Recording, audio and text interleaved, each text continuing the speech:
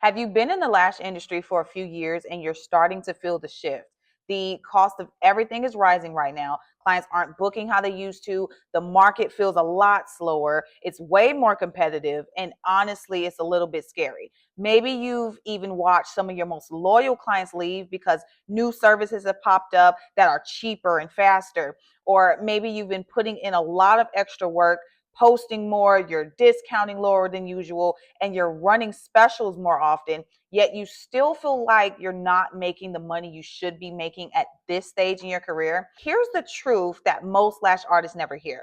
You don't stay booked in a changing economy by working harder. You stay booked by shifting the value you're offering and who you're offering it to. Because every time the market or the economy shifts, people's needs and desires shift with it. And so in the next 10 minutes, I'm going to show you exactly how to do that. I'm going to show you how to stay booked without sacrificing your prices and how to make the most money that you've ever made as a lash artist while in a slow economy and even in a saturated market. This is the exact shift that I use and have helped other lash artists make who went from almost closing up shop to now booking $400 plus lash services and having consistent $1,000 days. So if you're tired of feeling stuck, if you're tired of overworking, and you're ready to finally step into that next level of money and stability in your lash business, you're in the right place. Let's get started. So step one is you want to find a large group of people with a really big problem that your service can actually solve.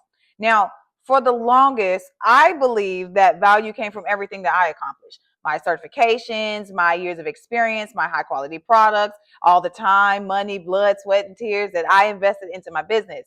And so I assumed that the better I became, the more valuable I would be to anybody. But I eventually learned value doesn't come from what you put into your service. It comes from the problem your service removes from their life. So, for example, it could be busy women who feel rushed every morning and frustrated that they never look put together. Moms who don't feel attractive anymore and they struggle to regain that sense of themselves. High achieving women who lack confidence in how they show up in important moments and meetings. Older women who feel tired or dull and they just want to feel youthful and refreshed again. So instead of asking, how do I make my service worth more? We're going to shift that question to who receives the most value from what I do. Because the deeper the problem is for them, the deeper the value your solution holds to the client. Now, step number two is you want to obsess over their problems. Now, this is where a lot of us mess up because we assume that because we're the professionals, we know what's best for the clients. And so as a result, we try and push our beliefs onto everybody, expecting them to value it the same way. Then we wonder why they're not as excited to book. But when you project your own values onto your audience, what you end up doing is creating solutions to problems they don't actually have and presenting a service that feels irrelevant or out of touch and not worth paying for. So the real shift happens when you stop prioritizing what you think people need and start delivering what they already know they need. So you want to join the conversations that your audience is already having in Facebook groups, forums, and the other communities. Your audience will literally tell you what their problems are, what they care about enough to spend money on, what their problems cost them right now, what they've already tried to fix their problem, what they wish existed, what they'd pay more for, and what they absolutely will not pay for. And so these answers are literally your cheat sheet to creating a service that directly addresses their real problems and desires. And this is how you're going to turn insight into a high demand service that your clients truly value and they're already looking to invest in it. And so once you've identified what that valuable result is, now the question becomes, well, how do I actually put a price on that result? How do I communicate that price in a way that makes people actually say yes? And so what you want to do is you want to give them a much higher alternative to compare your solution to. For example, I have a mentee who is really great at customizing lashes. And so we positioned her to be the solution for mature women who want to look younger.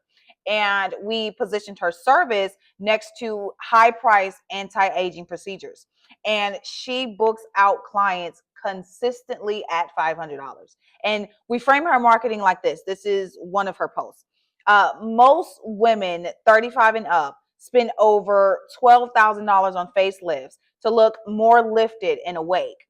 Yet my clients get a very similar refresh look for $500 with customized lash extensions that lift the eyes, soften the features, and take 3 to 5 years off their appearance in just 2 hours. This works because we anchor the transformation to a much higher realistic cost. We position the service as the cheaper and faster solution. And so now the price actually becomes the relief.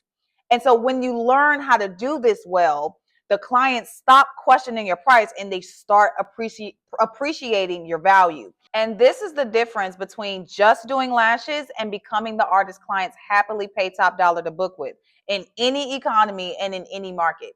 Because when you use this method, you don't just raise your prices by $20 here and there. You raise your prices with confidence. You double them, you triple them. You finally step into the income level that your skills are actually worth.